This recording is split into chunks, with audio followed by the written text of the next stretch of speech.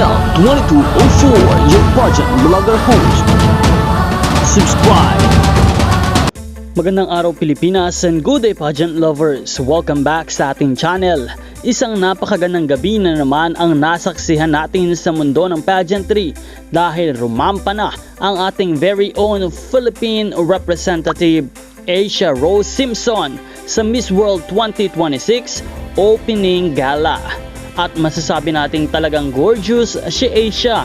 Sa kanyang paglabas, agad niyang nakuha ang atensyon ng mga pageant fans dahil sa kanyang eleganteng aura, confident na tindig at napakagandang gown na likha ng Filipino designer na si Ryan Ablaza Yuson. Ang creation ni Ryan ay tunay na bagay kay Asia Rose. Makikita natin ang eleganteng silhouette ng gown, ang sophisticated na detailing at overall styling na nagbibigay kay Asia ng isang tunay na Miss World Queen aura. Hindi lang basta gown ang kanyang suot, ito ay isang fashion statement na nagpapakita ng creativity at talent ng ating mga Filipino designer.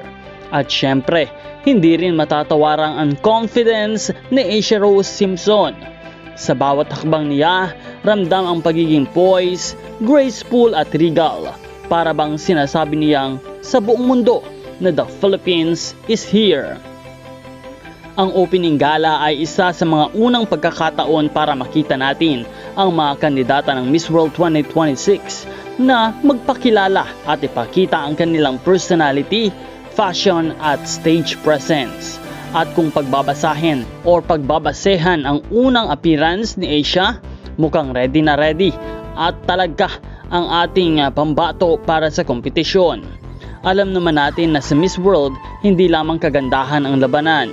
Mahalaga rin ang beauty with a purpose, intelligence, communication skills, confidence, elegance and genuine desire to make a difference. At dito natin masusubaybayan kung paano lalaban si Asia Rose habang nagpapatuloy ang Miss World 2026 journey. Kaya naman mga pageant lovers, ano ang inyong masasabi sa kanyang opening gala look? Pasok ba siya sa inyong early favorites? And of course, patuloy po nating suportahan ang ating pambato sa Miss World 2026. Don't forget to like and subscribe dahil patuloy po tayong magbibigay ng mga updates para sa inyong lahat.